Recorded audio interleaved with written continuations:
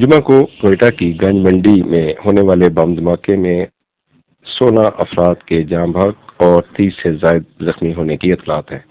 واضح رہے کہ گزشتہ منگل کو امریکی اسٹیٹ ڈپارٹمنٹ نے پاکستان میں دہشت گرد گروپوں کی جانب سے ایسے دہشت گرد حملوں کا انتباہ جاری کر کے خطرے کی گھنٹی بجا دی تھی، جبکہ جمعرات کو وزیراعظم آفس میں آرمی چیف نے وزیر اعظم سے ملاقات کی تھی۔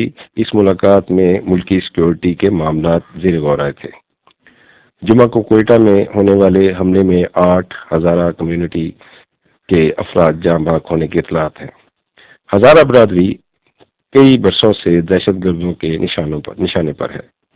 ڈی آئی جی کوئٹہ نے دہشت گرد واقعہ کے بعد صحافیوں کو بتایا کہ کوئٹہ سیف سٹی منصوبہ تاحال تاخیر کا شکار ہے۔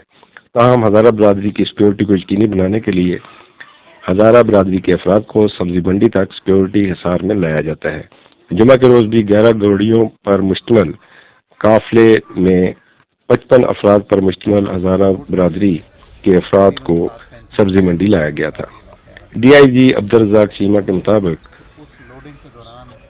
دھماکہ آلووں کی بوری میں رکھے گئے بم سے ہوا، تاہم ابھی پتہ چلایا جا رہا ہے کہ دھماکہ ٹائم بم سے کیا گیا یا ریموٹ سے۔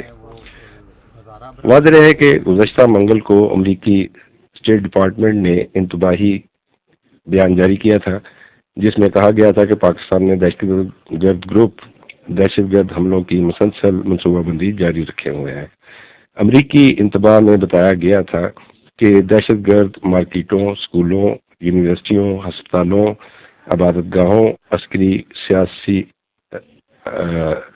سرکاری اور حکومتی تنصیبات کو نشانہ بنا سکتے ہیں۔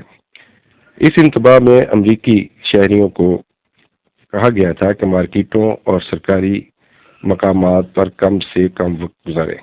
انتباہ میں یہ بھی خدشہ ظاہر کیا گیا تھا کہ دہشت گرد گروپ امریکی سفارتی عمارتوں، سفارتکاروں اور امریکی شہریوں پر حملے کر سکتے ہیں اور انہیں اغوا کرنے کی بھی کوشش کر سکتے ہیں۔